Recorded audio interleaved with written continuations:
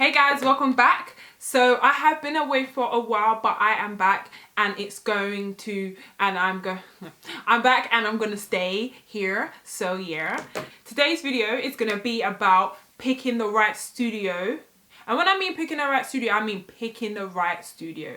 I mean picking one that's got all the stuff that you need to encompass the most amazing shoot that you have ever done. So let's get started.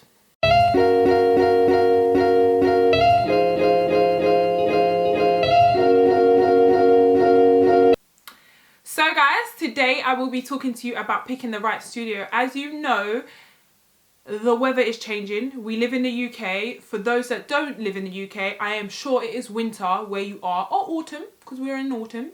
So it is either raining, there's leaves everywhere, it is like 4 degrees. So some of you might be opting to shoot inside. So what I'm going to do is lay you with some tips, some of my bad experiences, and a few gems, sprinkle a few gems on there so that you are able to pick the best studio for you. So the first tip that I'm going to give you is price.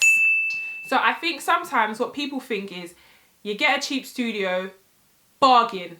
What a bargain. I found a studio, £25 an hour, I'm going to book it for 4 hours, and that's going to be £100. Struggle to do that maths, I won't lie to you. That's going to be really cheap, £100. I'm going to get some test models and I'm going to just beef up my studio,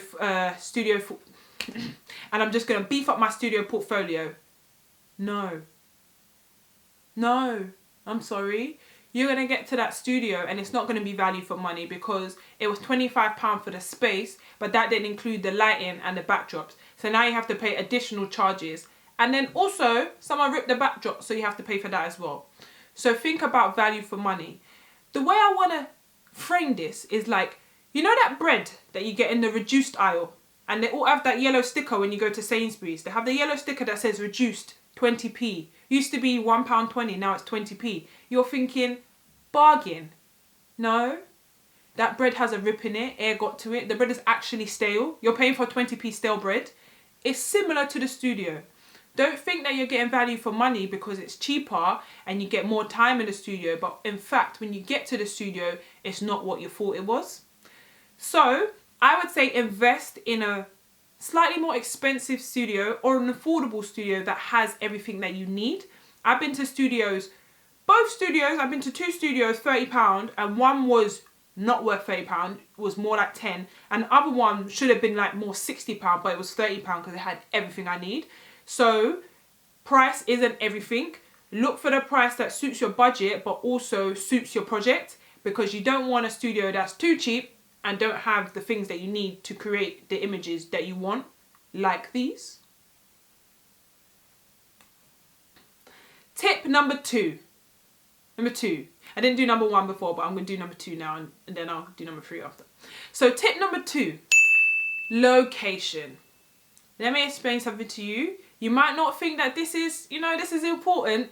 This is important because if I'm a makeup artist and I have my own chair, or I'm the fashion stylist and I have a big suitcase, I don't want to be walking up to a studio that's 40 minutes up a hill, then I have to go 6 flights of stairs, but the lift is broken, and I just don't.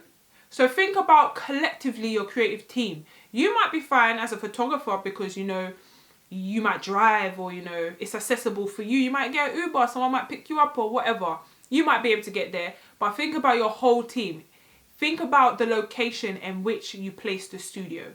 For example, you don't want a studio with no bus stop, no car park, no on-road parking. You don't want that. Why would you? Because it's not going to be accessible for your whole team. I've been to studios that are upstairs. So I'll give you a very keen example. Obviously you wouldn't do this, but say that you're shooting someone with a disability and they're doing like a fashion portrait, and that studio doesn't have a lift but it has a staircase. That studio clearly cannot be used. And for example, you want to do a beach vibe studio shoot, yeah? And you need to bring 6 tons. 6 tons is a lot. I'm going to go back and say 6 kg. 6 kg of sand to the shoot. Do you want to carry that up 6 flights of stairs? Or Do you want to be able to, you know, just pull up in your whip, in your Uber, in your whatever, go into the studio, first floor, nice and easy and accessible? Think about these things when you're booking your shoot, because these aren't things that people think about. They think, oh, cheap studio, you know, value for money, I can get there and it's cool. Don't always think about yourself. Sometimes think about yourself, but today, don't think about yourself. Think about the whole team and the accessibility for the whole team. Number 3. So here is where you're going to learn from my bad mistakes. So think about the equipment that they have in the studio. Do they have everything you need?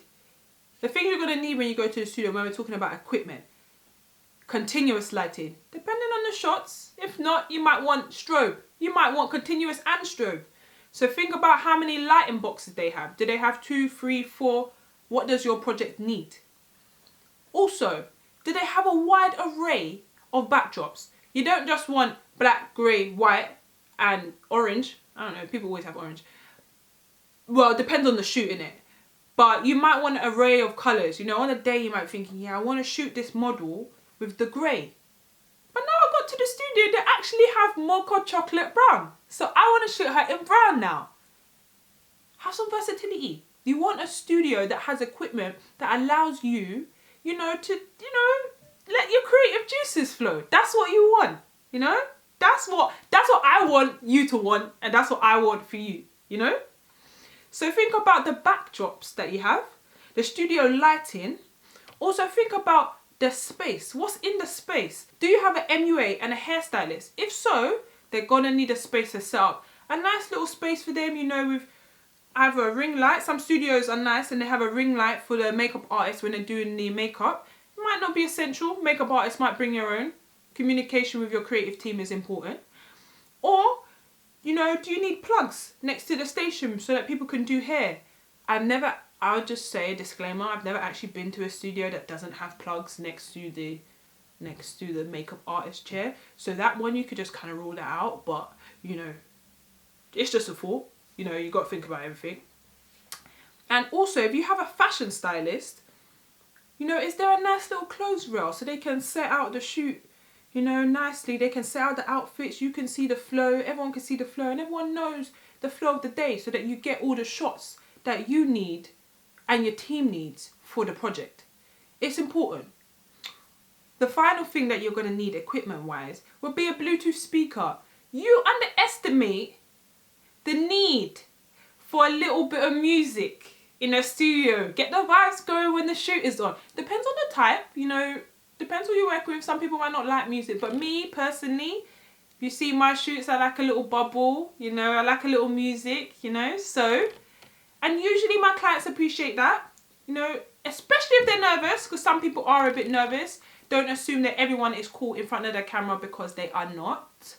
So here's my horror story to show you the importance of studio equipment and also communication with the studio.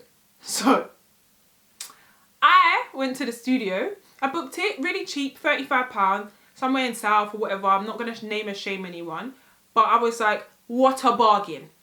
Cool. Got to the studio, checked it, they said they had everything that I needed.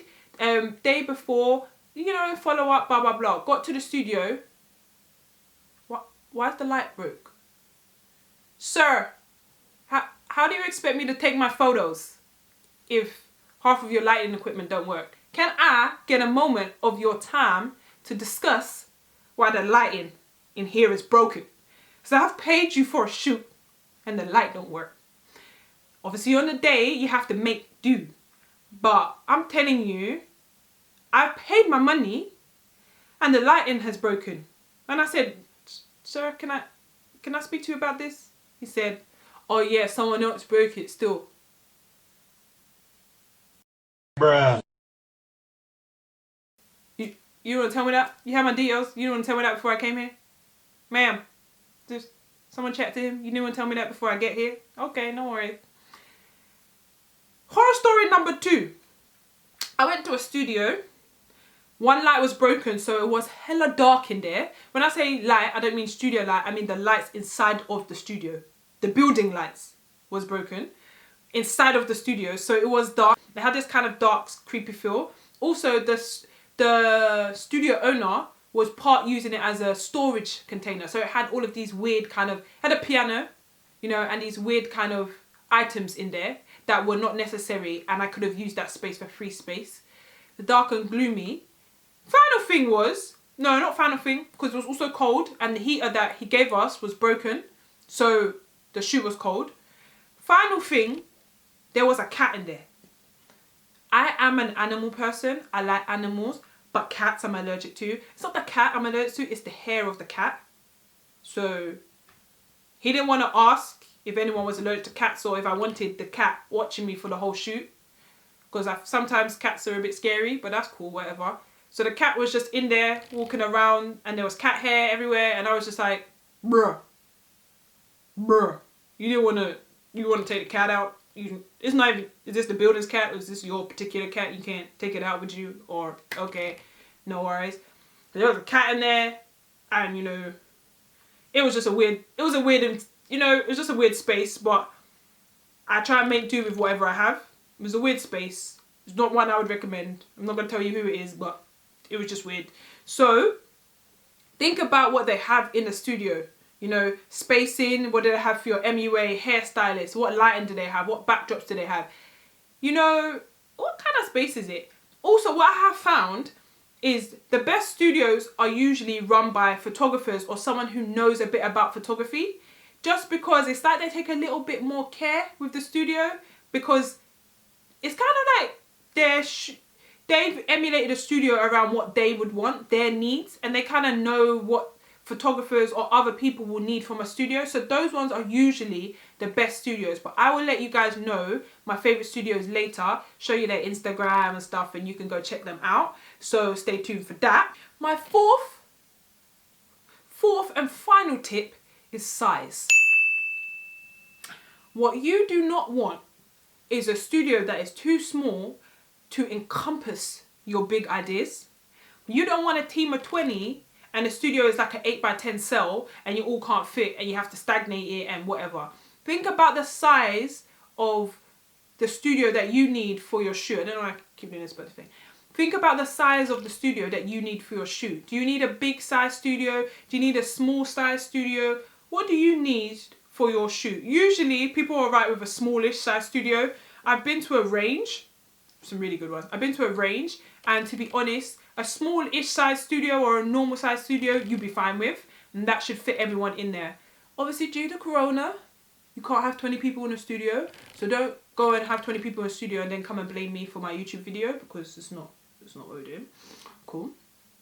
Think about the size of studio that you need for your shoot, and is it going to fit everyone in? Is it going to fit all the stuff that you need in? You know, imagine you've got, like, you want to create, you know, an enchanted garden, and the studio is really small and you're not able to do that. So think about your project, and does the studio fit the needs of your project? This one here is a bonus tip. It's a bonus tip.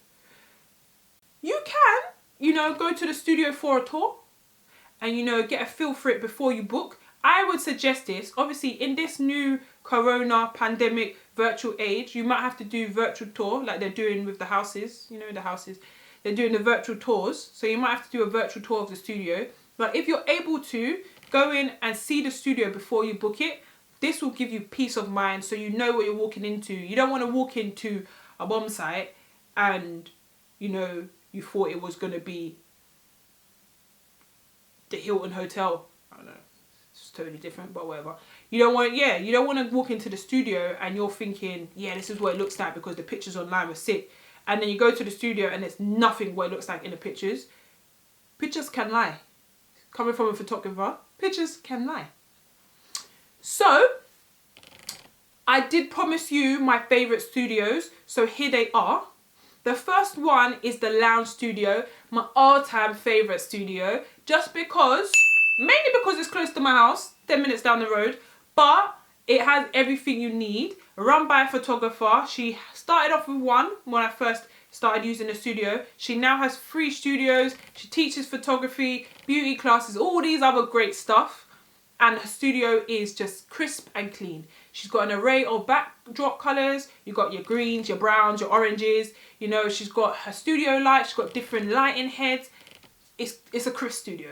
And all 3 studios are different sizes, so you know, to meet your needs. That's my first one, the lounge studio. The second one is Methods. I think it's called Methods. It's got an X in it, so I think it's called Methods, but we can go with Methods. That one was one of the first ones I ever shot in. Hella nervous. I was like, where do I put this trigger? Where do I put this trigger? But the guys that own Method were super helpful, helped me with it. Nice big space, artists use it, people like Shako have used it. They have like a little dedication where you can sign your name. So see my name there, Shot by Joe, let me know. Could be my tagline, Shot by Joe, let me know. Okay, cool. But yeah, really good space that is. There's another studio. What's the other one called? That's bad of me. No. For more bigger projects or more field type projects, I have used Holborn Studio. That one's expensive, but I got it on a discount through the Freelancer Club, who, if you don't know about them, check them out. But I will be doing a video on them soon, so you will be able to find out more about them. Cool. But Freelancer Studio, yep, I used Holborn Studio via Freelancers Club, and it was just amazing. It was unlike I had ever seen. The only thing that we got though with the studio space was, because through Freelancer we got it for free, we didn't get the lighting equipment, so I had to pay for that, but I got 65% discount, so it was super cheap. Did some fantastic photos in that shoot, not to toot my own horn, but here they are. Here are the photos. Here are the photos that I did in that studio. But yeah, amazing space. More on the expensive side, but if you can afford it, you can afford it, and it will accommodate more than enough people. You see what I was saying 20 before? It will accommodate more than that. So for your bigger shoots, for your more commercial film type shoots, I would say recommend Holborn Studios all the way. So guys, thank you for watching. I hope the video has been informative. You have taken on the tips and the side notes and been able to learn something for that. If you are having any trouble picking your studio, hit me a comment, send me an email. I will leave everything in the information box below, description box below. And then I can vet it, look at it, say, yeah, what's your project type? And I can help you out with that if you do need some help. And like and subscribe so that you can see some of my other videos that will be coming up. Thank you for watching.